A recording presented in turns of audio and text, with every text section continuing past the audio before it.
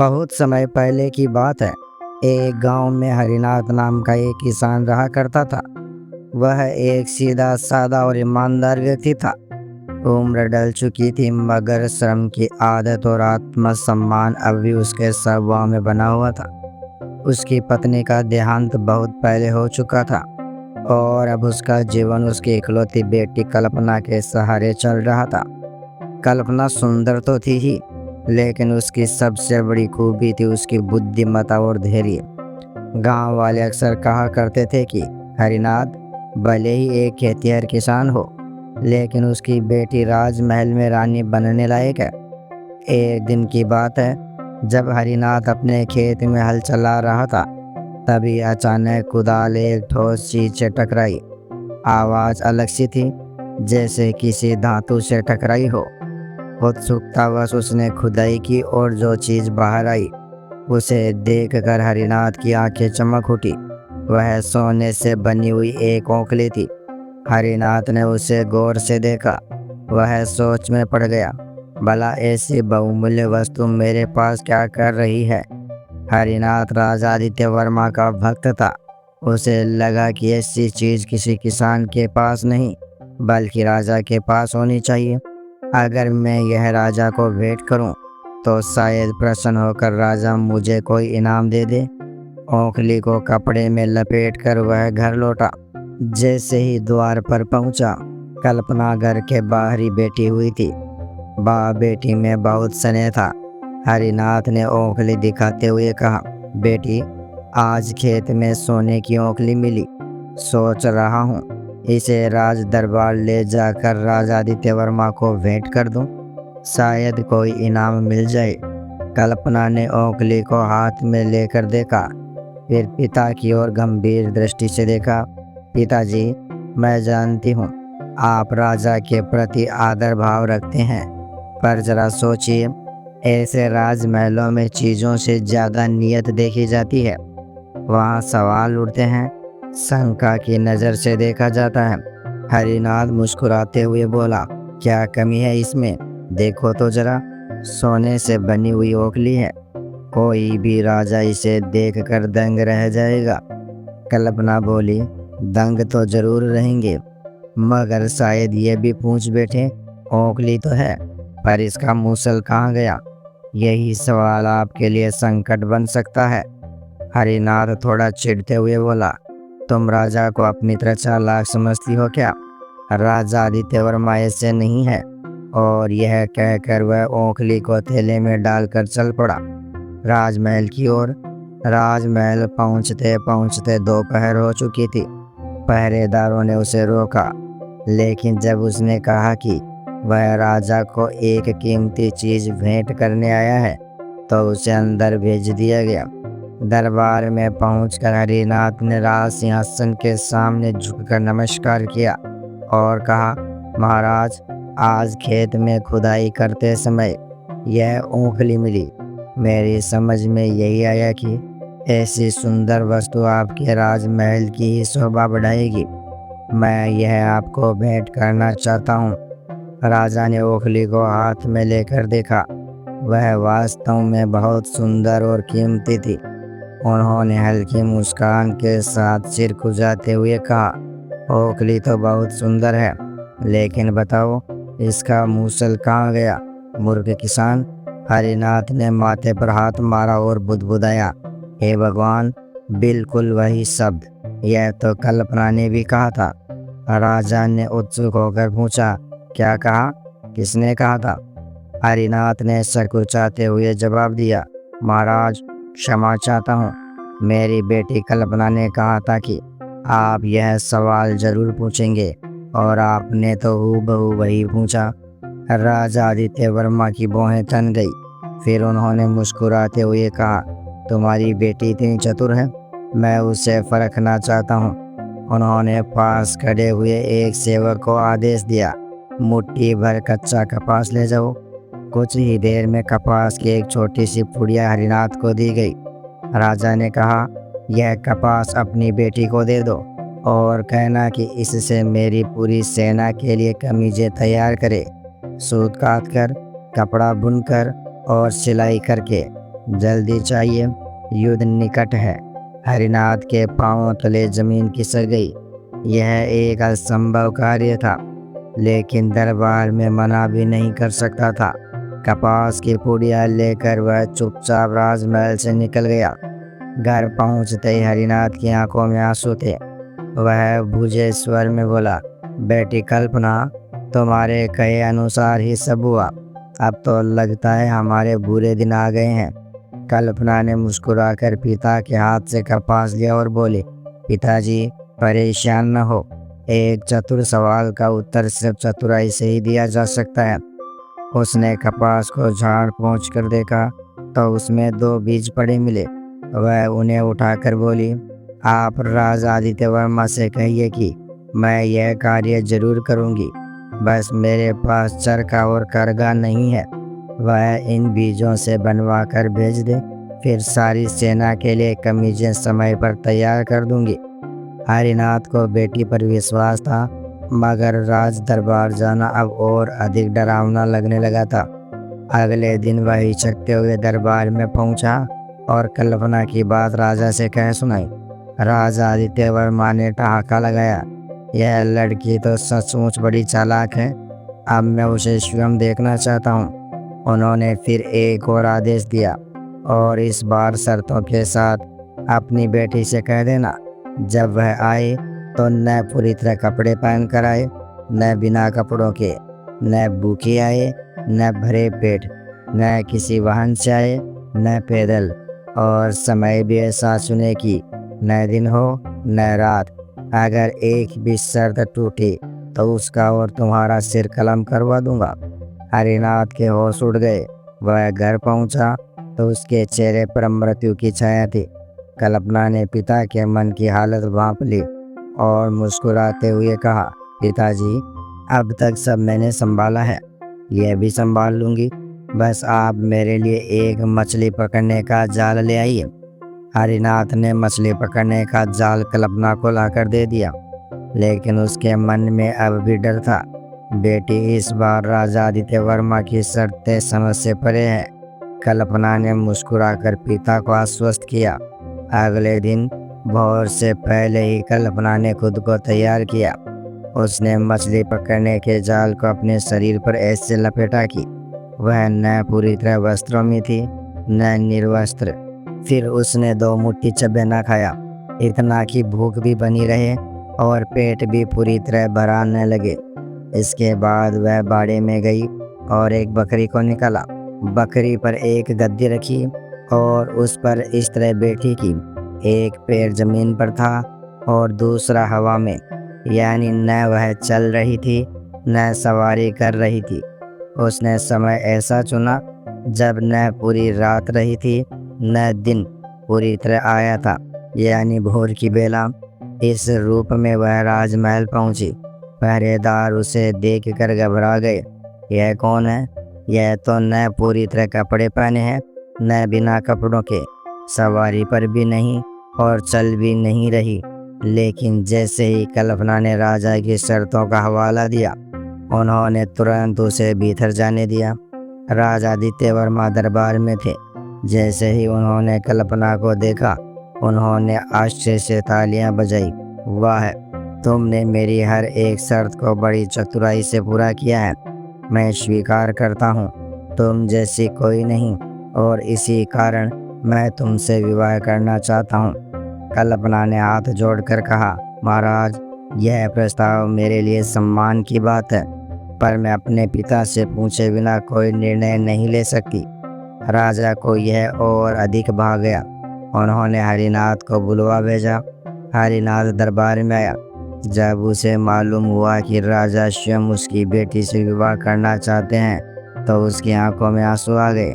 महाराज, आप जैसे बुद्धिमान राजपुरुष यदि मेरी बेटी को अपनी रानी बनाना चाहे, तो इससे बड़ा सम्मान मेरे लिए क्या हो सकता है। पर एक बात कहूँगा, वह लड़की आपकी है, लेकिन उसकी आत्मा का स्वामित्व सिर्फ उसकी सोच के पास है। राजा आदित्य वर्मा मुस्कुराए और बोले, बस एक शर्त है, कल्पना को दरबार के कामों में दखल नहीं देना होगा। कल्पना ने सिर झुकाकर कहा, मुझे यह शर्त मंजूर है महाराज। राजा आदित्य वर्मा और कल्पना का विवाह पूरे राज्य में उत्सव का विषय बन गया। सभी सराय भर गई। मेहमान दूर दूर से आने लगे। राजमहल को दुल्हन की तरह सजाया गया। हरिनाथ अब राजा का ससुर कहलाने लगा, पर उसकी सादगी अब भी वैसी ही रही। कल्पना अब रानी कल्पना बन चुकी थी। कुछ ही समय बीता था कि एक दिन एक विचित्र मामला राज दरबार में पहुंचा। एक किसान राजधानी में अपने गर्भवती गाय को बेचने आया था। सराय में जगह न मिलने के कारण एक सराय वाले ने उससे अपने छप्पर के पास गाय को रखने की इजाज़त दे दी। किसान ने गाय को एक गाड़ी के पहिए से बांध दिया। रात में गाय ने एक बछड़े को जन्म दिया, लेकिन बछड़ा लुढ़क कर गाड़ी के नीचे चला गया। सुबह जब किसान ने बछड़े को उठाया, तभी गाड़ी वाला वहाँ आया और कहने लगा, बछड़ा तो मेरी गाड़ी के नीचे पैदा हुआ है, वह मेरा है। किसान बोला, गाय मेरी है, बछड़ा उसी का बच्चा है, तो वह मेरा हुआ। गाड़ी वाला बोला, गाय तो तुमने मेरे पहिए से बांधी थी, तो गाय भी मेरी हुई और बच्चा भी। बहस इतनी बड़ी कि दोनों को राज दरबार ले जाया गया। राजा आदित्य वर्मा ने दोनों पक्षों की बातें सुनी।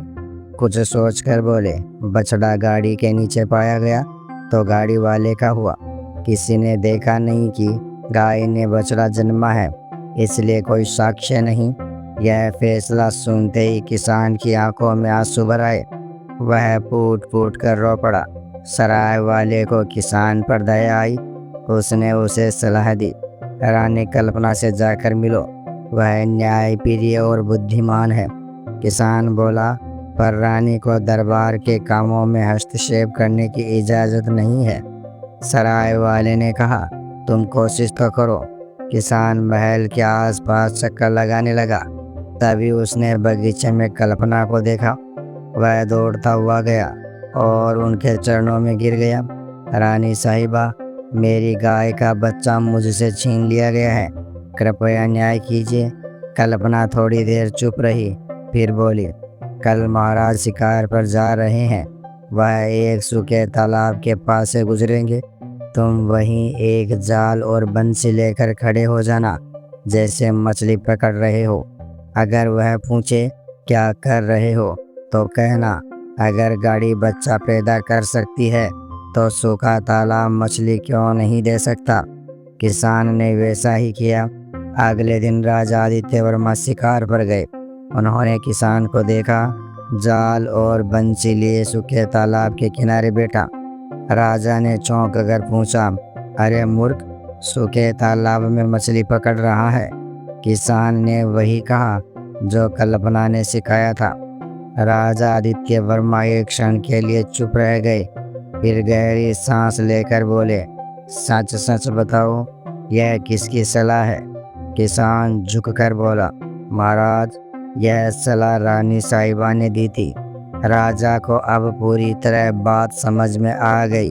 वह वापस महल लौटे और नई आज्ञा जारी की, बछड़ा गाय वाले को वापस दिया जाए और ऐसा अन्याय भविष्य में ना हो, यह मेरा आदेश है। राजमहल लौटकर उन्होंने अपनी रानी कल्पना को बुलवाया। उन्होंने गंभीर स्वर में कहा, आपने विवाह के समय दी गई मेरी शर्त का उल्लंघन किया है। आपसे कहा गया था कि दरबार के मामलों में हस्तक्षेप नहीं करेगी, और आपने किया। कल्पना सिर झुकाकर चुपचाप खड़ी रही। राजा ने आगे कहा, अब आप अपने पिता के घर लौट जाएं। आप जो सबसे प्रिय वस्तु महल से ले जाना चाहें, वह ले जा सकती है, और सुबह होने से पहले यह महल छोड़ दीजिए। कल्पना ने विनम्रता से कहा, जैसा आदेश हो महाराज। बस एक निवेदन है, मुझे आज की रात रुकने दीजिए। शाम को घर की लक्ष्मी को निकालना शुभ नहीं माना जाता। राजा ने हामी भर दी। राजा आदित्य वर्मा के आदेश के बाद महल के गलियारे जैसे शांत पड़ गए थे। कल्पना के पास अब ज़्यादा कुछ बोलने को नहीं था।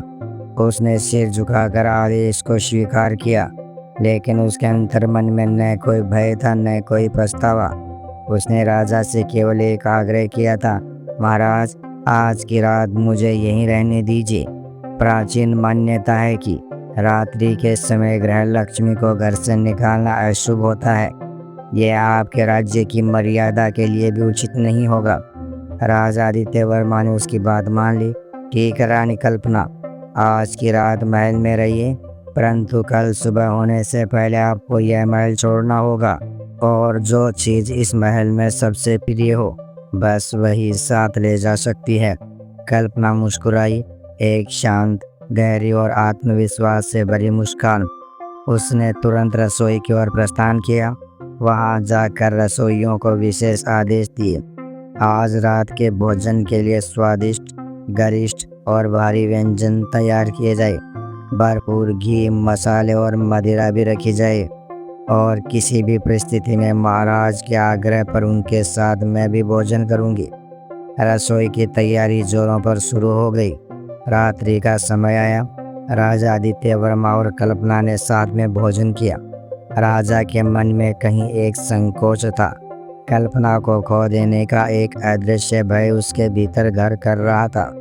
भोजन के साथ उन्होंने मदिरा भी पी और वह स्वाद, भोजन की गरिमा और मन की थकान से ऐसे प्रभावित हुए कि भोजन समाप्त होते ही उनकी आंखें बोझिल होने लगी।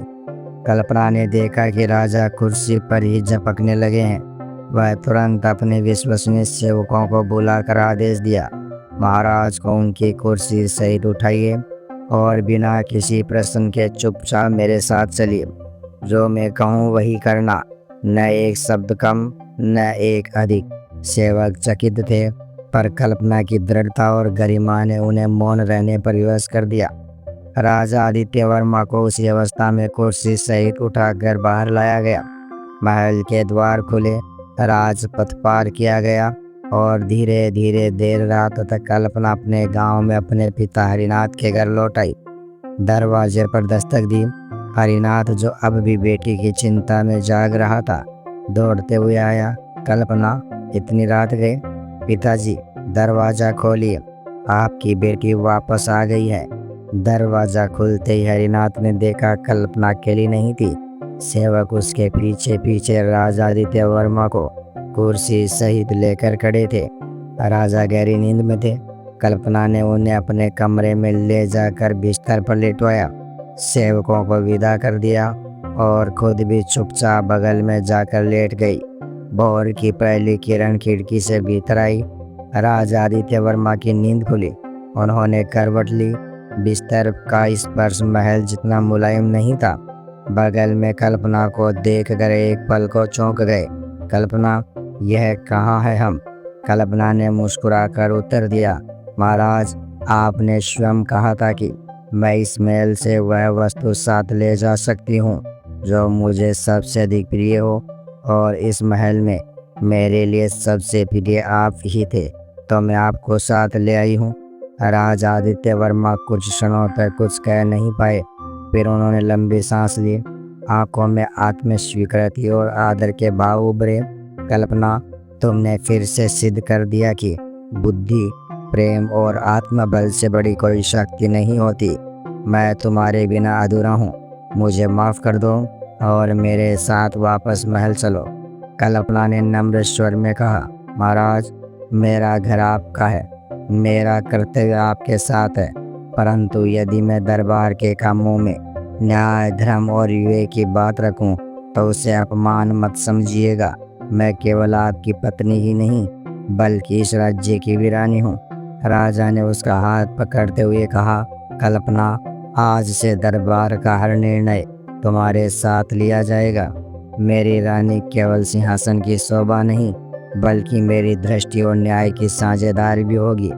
राजमहल में वापसी के बाद एक बार फिर रथ सजा, पताकाएं लहराई और प्रजा ने राजमहल में रानी कल्पना की वापसी का स्वागत किया। अब राजा आदित्य वर्मा और रानी कल्पना मिलकर न्याय करते, निर्णय लेते और राज्य को चलाते थे। हरिनाथ, जो पहले एक साधारण किसान था, अब भी वैसा ही विनम्र रहा, पर अब वह गांव में नहीं, राजमहल के बगल में एक सुंदर कुटिया में रहा करता था। दोस्तों, यह केवल एक साधारण किसान की बेटी की कहानी नहीं थी, बल्कि बुद्धि, आत्मसम्मान और धैर्य की वह यात्रा थी जिसने दिखा दिया कि असली सम्मान पद या वस्त्रों से नहीं बल्कि विचार और चरित्र से मिलता है। जब सोच निर्भय हो तो किस्मत भी झुकती है। स्त्री यदि चुप रहे तो वह केवल भूमिका निभाती है, और यदि बोल उठे तो वह इतिहास रच देती है। अगर आपको यह कहानी पसंद आई हो तो चैनल को लाइक कीजिए, शेयर कीजिए और सब्सक्राइब कीजिए।